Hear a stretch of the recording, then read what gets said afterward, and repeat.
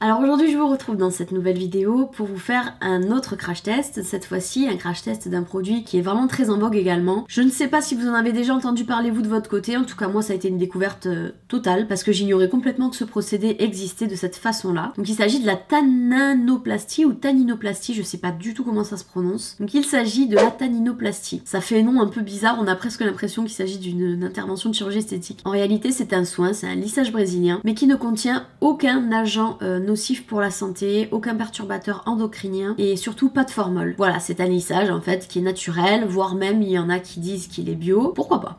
Donc pour les personnes qui ne connaissent pas encore le lissage brésilien, je vais vite fait résumer en fait son utilité. C'est une méthode de lissage qui est semi-permanente et qui est principalement appréciée des cheveux ondulés, frisés, bouclés. Ça permet vraiment de raidir un cheveu qui ne l'est pas naturellement, c'est un petit peu l'anti-permanente quoi. Bon, on peut dire ça comme ça.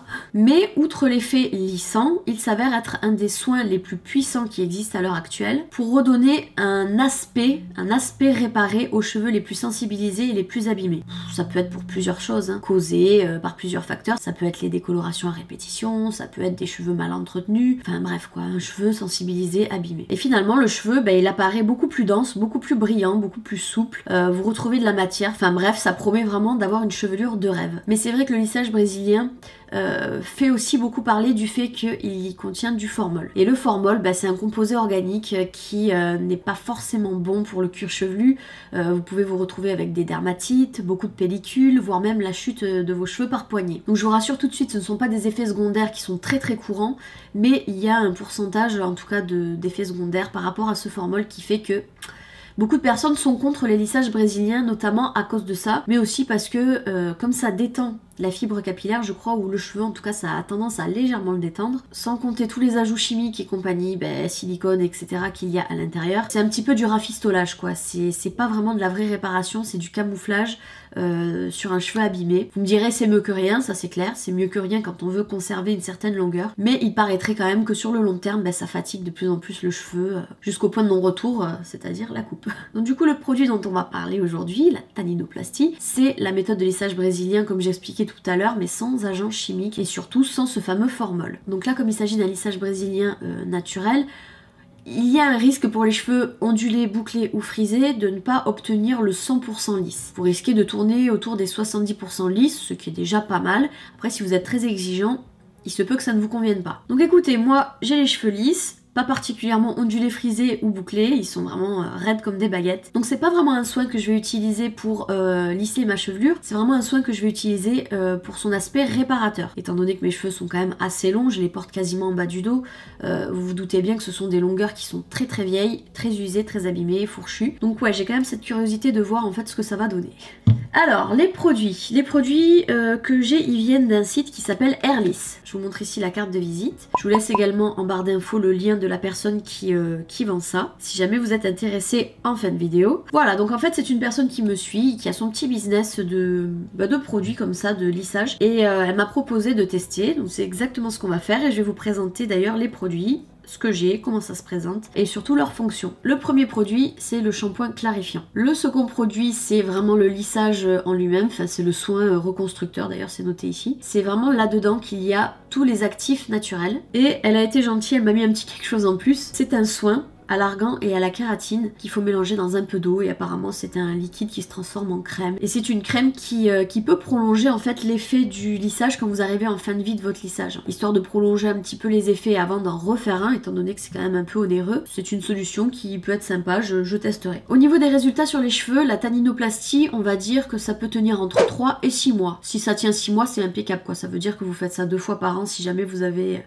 envie de prolonger les effets. Moi je trouve que déjà 6 mois c'est pas mal, ça vous laisse le temps, si vous avez vraiment un cheveu abîmé ou quoi d'ailleurs, de prendre quelques centimètres. Donc vu comme ça, c'est une alternative. Après le prix, alors chez Airliss, ce kit là, il est vendu 90 € contre un peu plus de 300 € je crois en salon. Donc vu comme ça, c'est sûr que c'est hyper avantageux. Après, ne commandez que si jamais vous vous sentez capable de le faire vous-même ou d'avoir quelqu'un qui sait le faire et qui pourrait vous le faire. Si vous ne vous en sentez pas capable, c'est comme les colorations que vous achetez en grande surface quoi. Si vous vous sentez capable de le faire, vous les achetez. Si vous vous sentez pas capable, vous allez voir un professionnel. Donc c'est sûr que 90 € contre 300 et quelques, oui, je serais tentée de dire que c'est intéressant, forcément.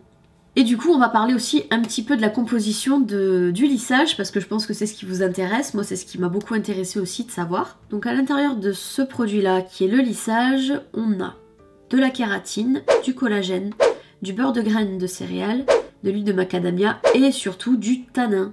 D'où le nom tanninoplastie. Le tanin, en fait, pareil, je vais faire bête et disciplinée, je vais vous lire mes notes. Le tanin, c'est le résidu de la macération de peau de raisin, du chêne et du châtaignier, qui a l'avantage de pénétrer à l'intérieur des molécules du cheveu pour le restructurer totalement, garantissant formol ni dérivés chimiques, voilà. Donc maintenant, je vous laisse avec les images du test et surtout le avant-après.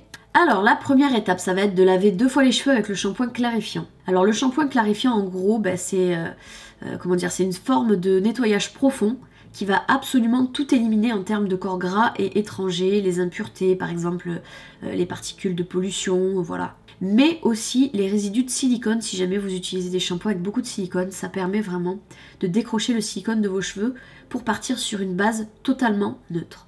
Donc cette action va vraiment dilater les écailles de votre cheveu et permettre une meilleure assimilation aussi de la kératine et de tout le soin que vous allez déposer juste après, de façon à ce que le lissage soit le plus efficace possible. Par contre, attention, on a beau partir sur un lissage brésilien naturel, le shampoing en lui-même ne fait pas vraiment partie du lissage et lui n'est pas naturel et ne le sera, je crois, jamais. Une fois que tout ceci est fait, vous allez sécher les cheveux à au moins 50% au minimum. C'est-à-dire qu'il ne faut plus que les cheveux dégoulinent, ça c'est sûr, il faut qu'ils soient vraiment bien essorés et que vous les ayez pré-séchés pendant quelques minutes déjà avec le sèche-cheveux, tout en laissant des mèches encore mouillées. Ensuite, on va enfiler les gants et on va faire du mèche à mèche avec la crème au tanin. L'idéal, c'est vraiment de commencer par la nuque. On commence à environ 1,5 cm du cuir chevelu et on répartit ça sur toute la mèche. On va ensuite laisser agir le produit pendant une bonne heure et veiller à vraiment faire un bon rinçage. Ensuite, rebelote, on va venir ressécher les cheveux, mais cette fois-ci à 100% à l'aide du sèche-cheveux. Une fois que les cheveux sont bien secs, on va venir lisser avec un fer lisseur mèche à mèche, de très fines mèches, de façon à ce que ce soit vraiment précis, 10 à 15 fois sur la mèche, avec une température de 230 degrés si vous avez les cheveux foncés, et de plutôt 210 degrés si vous avez les cheveux décolorés. Et voilà le résultat. Et au niveau de l'entretien, il faudra vraiment utiliser un shampoing sans sulfate 1 à 2 fois par semaine. Évitez l'eau de mer, l'eau de piscine, les bains d'huile et les décolorations pour une durée vraiment optimale de votre lissage brésilien. Donc soyez bien sûr de ce que vous faites avant à vos cheveux, avant d'utiliser le lissage brésilien. Alors je vous fais un petit update pour vous raconter un petit peu ce que j'ai ressenti au niveau de ce lissage brésilien. Parce que j'ai remarqué quelques petites choses que je pouvais pas m'empêcher de vous dire. Étant donné qu'il s'agit d'un crash test, on dit le bon certes, mais il faut dire aussi les inconvénients. Moi j'ai remarqué 3 inconvénients à ce lissage brésilien. Sachant que ce ne sont pas des inconvénients que tout le monde rencontrera, puisque chaque nature de cheveux est différente et aussi chaque traitement qu'on apporte à nos cheveux est différent. Moi déjà je pars sur un blond qui était un peu complexe, c'est-à-dire un blond clair et avec une patine cendrée. Ce qui fait de mon blond déjà un blond compliqué à entretenir en règle générale, et avec un lissage brésilien, c'est encore plus compliqué. Donc un des premiers inconvénients que j'ai remarqué, c'est que ça a éclairci considérablement mes cheveux, mais dans le sens où ça les a un peu décapés, ça a retiré en fait toute la patine que j'avais. Donc là vous voyez que j'ai le cheveu décoloré à brut, légèrement jaune. Il y en a qui aiment, mais c'est pas dans mes critères. Donc c'est pour ça que je vous dis c'est un inconvénient pour moi, mais ce sera peut-être pas forcément un inconvénient pour d'autres. Ensuite, l'autre chose que j'ai remarqué qui m'a un peu dérangée, c'est que j'ai trouvé que j'avais les pointes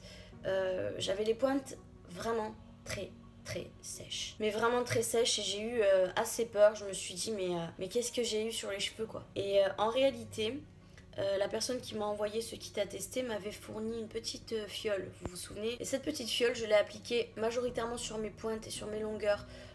C'était avant le second shampoing et tout est rentré dans l'ordre. Donc à partir de là, ça va. Mais si vous faites votre lissage brésilien sans traiter les pointes avec cette petite fiole, vous avez ce risque d'avoir les pointes sèches si comme moi vous avez les cheveux très longs ou du moins les pointes très abîmées. Et enfin le troisième inconvénient que j'ai relevé, c'est l'odeur.